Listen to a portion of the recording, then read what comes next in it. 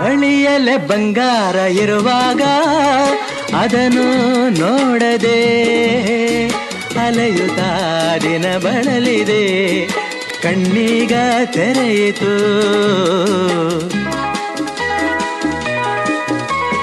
ಬಯಸಿದ ಸೌಭಾಗ್ಯ ಕೈ ಸೇರಿ ಹರುಷ ಮೂಡಿತು, ಒಲವಿನ ಲತೆ ಚಿಗುರಿತು, ಕನಸಿನ್ನು ಮುಗಿಯಿತು. ಇನ್ನೆಂದು ನಿನ್ನನ್ನು ಚೆಲುವೆ ಬಿಡಲಾರೆನಾ.